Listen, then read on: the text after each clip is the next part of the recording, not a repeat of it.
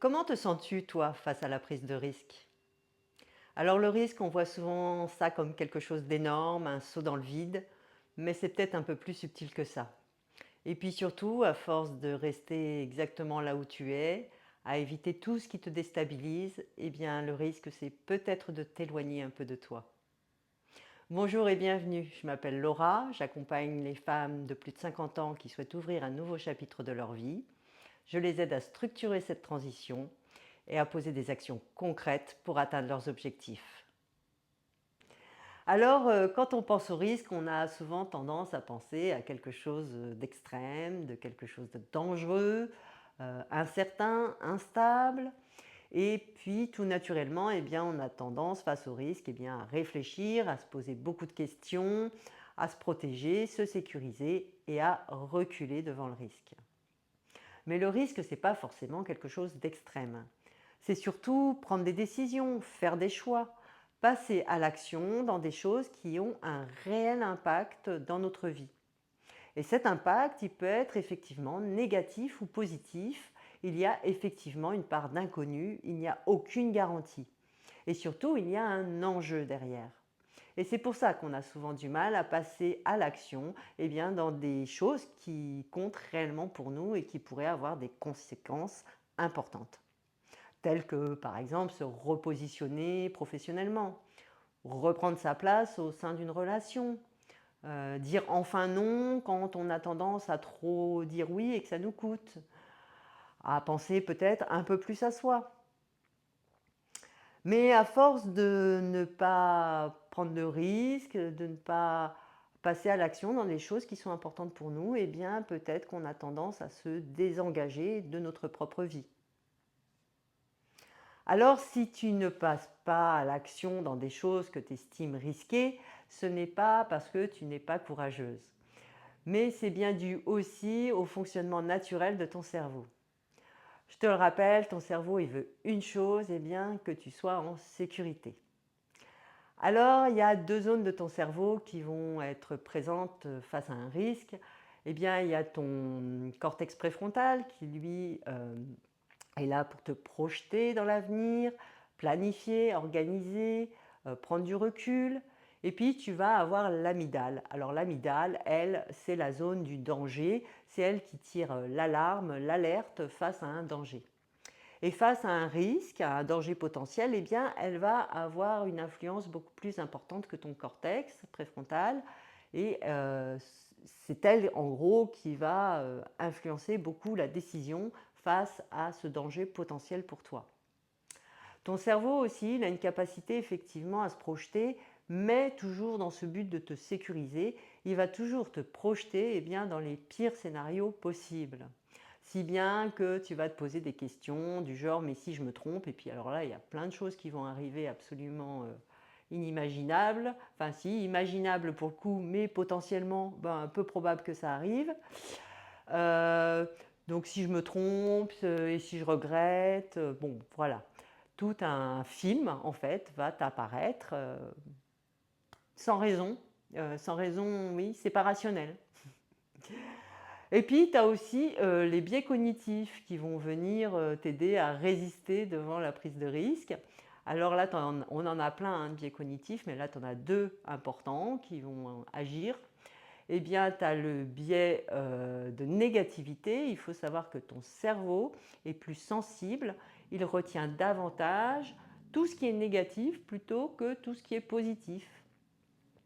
Et puis aussi, tu as le biais de confirmation. Alors là, ton cerveau, eh bien, il va te montrer toutes les bonnes raisons que tu as. Il va te les montrer. Hein. Tu vas tomber face à toutes ces informations qui vont faire que tu as bien raison de ne pas y aller en fin de compte.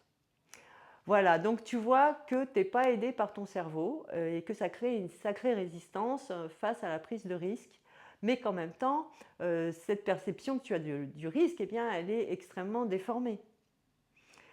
Donc, quand tu prends conscience de ça, eh bien, peut-être que tu peux commencer à te dire que oui, un risque, c'est effectivement sortir d'une certaine zone de confort, c'est aller vers l'inconnu, mais ce n'est pas forcément toujours catastrophique au bout du compte. Et puis surtout, bah, qu'est-ce qui va sortir tout ça? Eh bien, c'est la peur. Et la peur, on prend ça souvent comme un signal de stop, faut pas y aller, interdiction. Mais non, parce que la peur, ça peut être aussi un signal qu'il y a un enjeu effectivement et que cet enjeu, eh bien, il est important pour toi, que quelque chose se joue, réellement, qui peut aussi te faire aller vers quelque chose de hyper positif pour toi. Donc, moi, ce que je te propose, c'est plutôt d'explorer tes peurs plutôt que de voir ça tout de suite comme un veto en fait. Non, explore-les, va voir ce qu'il y a derrière et après tu pourras prendre une décision. Alors, il y a un mécanisme psychologique aussi qui est très lié à notre difficulté à prendre des risques. Eh bien, c'est l'aversion à la perte. Et oui, on a beaucoup plus mal de perdre quelque chose que de gagner, que de plaisir à gagner cette même chose. Alors, si bien que c'est très très important, surtout passé 50 ans, parce qu'on a construit toute une vie et on a beaucoup à perdre en fin de compte. Et là, je ne te parle pas de matériel, je te parle aussi de ton identité, euh, de tes repères, de la façon dont tu te perçois, de la manière dont les autres te perçoivent, de ton statut. Et tout ça, et oui, tu peux risquer de les perdre. Et ça, le cerveau, il n'aime pas du tout, du tout. Alors, on a parlé de la peur, et il y a une peur très importante liée au risque, et bien, c'est la peur de l'échec. Alors ça, c'est pareil, échouer, on n'aime pas trop, on ne trouve pas ça super cool.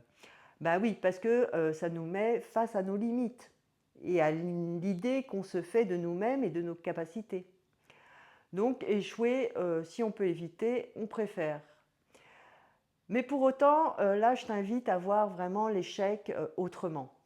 Parce que qui dit échec, eh bien, il dit forcément passage à l'action, et qui dit passage à l'action dit forcément expérience.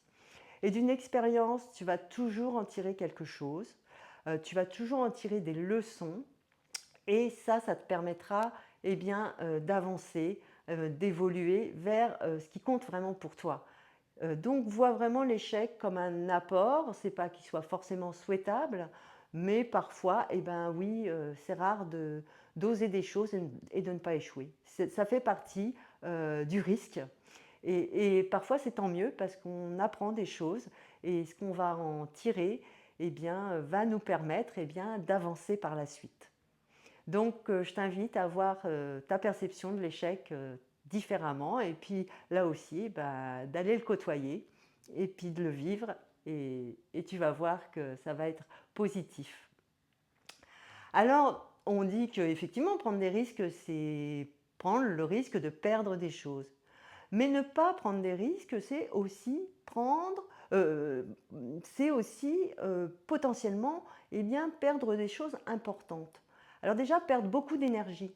Et surtout passer 50 ans, parce que ben, tu sais que le temps est plus compté, tu as beaucoup plus conscience du temps, et d'être tiraillé entre ce qui te donne envie, ton élan, d'aller vers vraiment quelque chose qui te ressemble davantage, qui a beaucoup plus de sens pour toi, et entre cette vie, certes, qui te convient, mais plus trop vraiment non plus, et ben ce tiraillement, il coûte beaucoup d'énergie, émotionnellement, il prend beaucoup de place dans tes pensées, et tout ça, ben, ça coûte en termes d'énergie.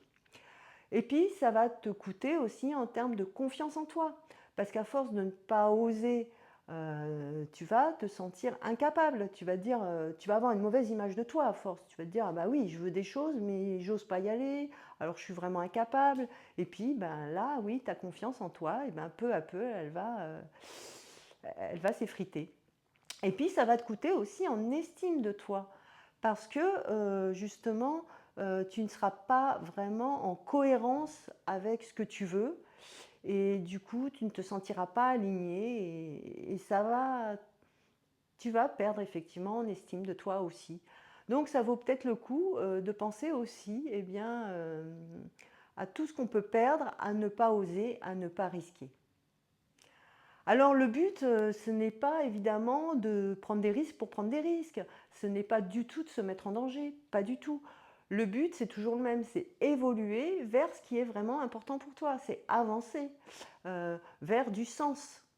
Et pour ça, eh bien oui, ça demande des risques, mais des risques mesurés, calculés, d'avancer petit à petit, s'exposer petit à petit, sortir du connu pour aller vers de l'inconnu, mais pareil, de façon extrêmement mesurée. Il n'est pas question de tout changer du jour au lendemain, de se mettre en danger et de devenir une autre personne dans une autre vie.